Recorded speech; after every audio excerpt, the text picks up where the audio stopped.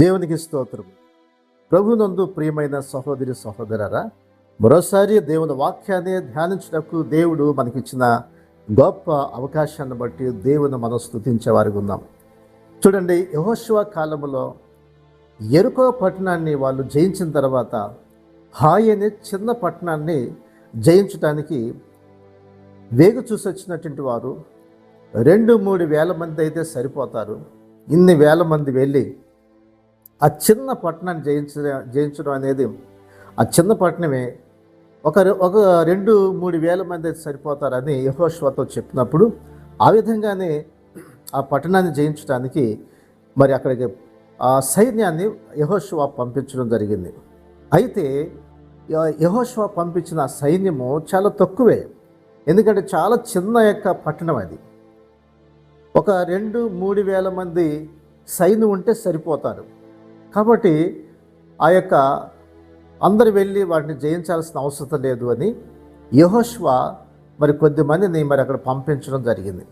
ఎప్పుడైతే పంపించాడో ఆ హాయి పట్టణానికి వీరు వెళ్ళినప్పుడు హాయి ప్రజలు ఇశ్రాయేలుని తరిమినారు.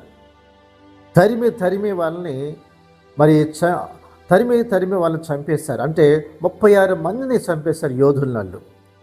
చూడండి, ఇశ్రాయేలీలు ఎప్పుడు కూడా ఒక్క వ్యక్తిని కూడా కోల్పోరు. వాళ్ళు దేవుని యొక్క శక్తి చేత, దేవుని ఆత్మ చేత వారు నడిపించబడేటువంటి వారిగా ఉన్నారు.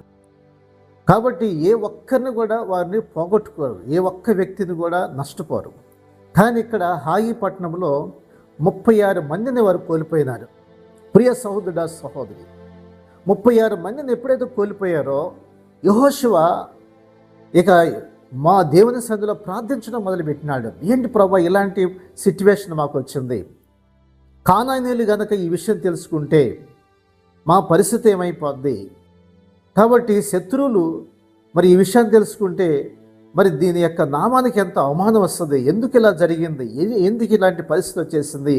అది యెహోషువ దేవుని సన్నిధిలోకి వెళ్ళి ప్రార్థన చేయటం మొదలుపెట్టి ఉదయం నుంచి సాయంత్రం వరకు కూడా మరి మందసం దగ్గర ఉండి ప్రార్థన చేస్తున్నప్పుడు దేవుడు మాట్లాడుతున్నాడు, దేవుడు దర్శిస్తున్నాడు. ప్రియ సహోదర సహోదరి, ఏమని దేవుడు చెప్తున్నాడంటే, ఇశ్రాయేలీలు శాపగ్రస్తులై తమ శత్రువుల ఎదుట నిలవలేక తమ శత్రువుల ఎదుట నిలవలేనటువంటి వారిగా ఉన్నారు. కాబట్టి చూడండి, యెహోషువ గ్రంథం 7వ అధ్యాయము 12వ వచనాన్ని మనం చదువుకుంటే, ఇశ్రాయేలీలు శాపగ్రస్తులై తమ శత్రువుల ఎదుట నిలవలేక తమ శత్రువుల ఎదుట వెనుకకు తిరిగిరి. ఇశ్రాయేలీలు వారు మీ మధ్య నుండకుండా మీరు వారిని నిర్మూలన చేస్తేనే తప్ప నేను మీకు తోడేయట్లేదు. అంటే మీ మధ్యనున్న యొక్క శాపగ్రస్తమైన వారు అనగా ఏదైతే మీ మధ్య శాపగ్రస్తమైన ఉందో వాటిని మీరు నిర్మూలన పరిస్తే తప్ప నేను మీకు తోడయ్యను అని చెప్తున్నాడు. మరొక మాట కూడా మనం చూస్తే 13వ వచనం కూడా మనం చూస్తాం. అక్కడ ఇశ్రాయేలు వారలారా, మీ మధ్య శాపగ్రస్తమైన ఒకటి కలదు, మీరు దాన్ని మీ మధ్య నుండకుండా నిర్మూలన చేయ వరకు మీ శత్రువులు ఎదుట మీరు నిలబడలేరు. కాబట్టి మీ మధ్య శాపగ్రస్తమైన ఉన్నంత వరకు మీరు శత్రువుల ఎదుట మీరు నిలబడలేరని దేవుడు సెలవిస్తున్నాడు. కాబట్టి మీ మధ్య శాపగ్రస్తమైంది ఉండటానికి వీలు లేదు. మీ మధ్య శాపగ్రస్తమైనది ఉంది, కాబట్టి దాన్ని నిర్మూలన చేయండి, అప్పుడు నేను మీకు తోడుగా ఉంటానని చెప్పాడు. అయితే ఎప్పుడైతే ఇది ఉంటుందో మీరు శత్రువులు మీరు జయించలేరు. ప్రియ సహోదరుడా సహోదరి, జ్ఞాపకం చేసుకోండి, దేవుడు ఇశ్రాయేలుకి దేవుడు తోడుగా ఉండి యెరికో పట్టణాన్ని జయించే శక్తిని వారికి ఇచ్చినాడు. వాళ్ళు యెరికో పట్టణాన్ని 7 సార్లు తిరిగి 7 సార్లు తిరిగి దేవుని స్తుతించగానే ఆ పట్టణం యొక్క మరి ప్రాకారం అంతా కూడా కూలిపోయి వాటిని ప్రాకారాన్ని మరి ఆ పట్టణాన్ని పట్టుకొని వాటిని జయించినారు వాళ్ళు. మరి ఆ హాయి పట్టణం చాలా చిన్నది, కానీ ఆ చిన్న పట్టణానికి 2-3 వేల మంది వెళ్తే సరిపోద్ది అనుకున్నారు, వెళ్ళారు. కానీ ఏం జరిగింది అక్కడంటే చూస్తే 36 మందిని కోల్పోయినారు. కారణం ఏంటంటే వారి మధ్య దేవుని యొక్క సన్నిధి వారి మధ్య లేదు. దేవుడు వారికి తోడుగా లేకపోవటం వల్ల 36 మందిని వారు కోల్పోయినారు. ఎందుకు దేవుడు వారి మధ్య లేడంటే వారిలోకి ఏమైందంటే పాపము ప్రవేశించినది. ఆకాన్ అనేటువంటి వాడు దేవుడు శపించిన దాన్ని తీసుకొచ్చి తన యొక్క గుడారంలో దాచిపెట్టుకున్నాడు. శాపగ్రస్తమైన తీసుకొచ్చి తన గుడారంలో పెట్టుకున్నాడు. అందువల్ల ఇశ్రాయేల్ అందరూ కూడా జయించలేకపోయినారు. దేవుడు ఇశ్రాయేల్కి తోడుగా లేడు. ఒక వ్యక్తి ద్వారా ఆ ఇశ్రాయేల్ అందరూ కూడా దేవుని యొక్క సన్నిధి పోగొట్టుకున్నారు. 36 మందిని పోగొట్టుకున్నారు. చూసారా? కాబట్టి పాపము మీ యొక్క హృదయంలోకి వచ్చినట్లయితే ఎంతో నష్టమో, ఎంతో దేవుని ఆత్మ దూరం అయిపోతుంది. దేవుని సన్నిధి దూరం అయిపోతే, పాపం గనక నువ్వు దాన్ని చిన్నదే కదా అనుకుంటే, దాన్ని నీ యొక్క పాపం నీ హృదయంలో దాచిపెట్టుకుంటే నీ యొక్క జీవితంలో ఏది ముందుకు సాగలేదు. ఎందుకో తెలుసా? దేవుడు నీకు తోడుగా ఉండడు. దేవుడు నీకు సహాయం చేయలేడు ఆయన. కాబట్టి నీ శత్రువుల మీద జయం కలగాలన్నా, నీ ఆర్థికమైన స్థితులు నీకు ఉన్నతమైన స్థితికి వెళ్ళాలన్నా, నువ్వు అన్ని విధాలుగా నువ్వు ప్రయోజనాలుగా ముందుకు సాగాలంటే దేవునికి అపవిత్రమైనది, దేవుని యొక్క హేయమైనది ఏది కూడా నీ హృదయంలో ఉండటానికి వీల్లేదు. నీ హృదయంలో ఏదన్నా పాపం అందుకే నేను దావీదు అంటాడు, నా హృదయంలో నేను పాపం లక్ష్యము చేసిన ఎడల దేవుడు నా మనవి వినకపోవును అన్నాడు. పాపాన్ని గనక లక్ష్యము చేస్తే దేవుడు మన వినడు.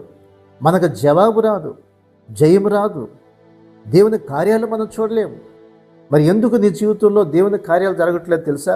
నీలో ఉన్న పాపమే. నీ హృదయంలో ఏదో పాపాన్ని దాచిపెట్టుకున్నావు.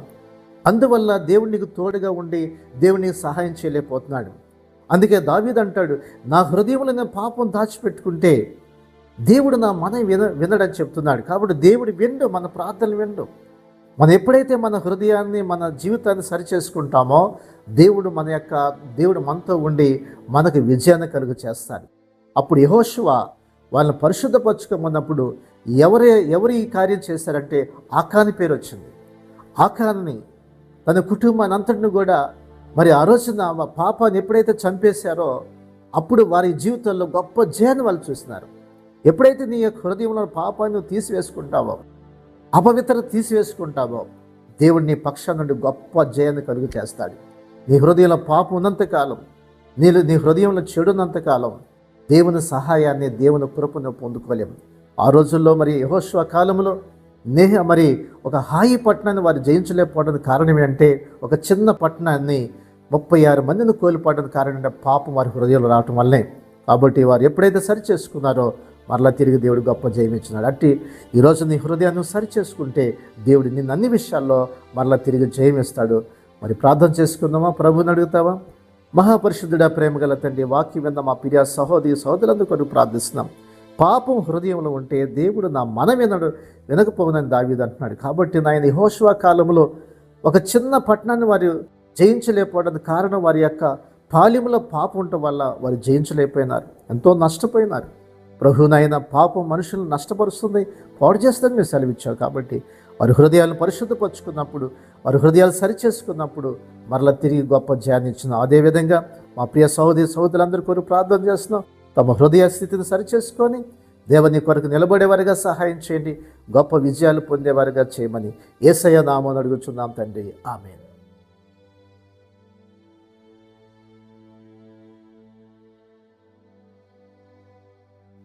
ఈ శ్రేష్టమైన సందేశం మీకు దీవెనకరంగా ఉంటే 10 మందికి షేర్ చేయండి, లైక్ చేయండి, మంచి కామెంట్ పెట్టండి.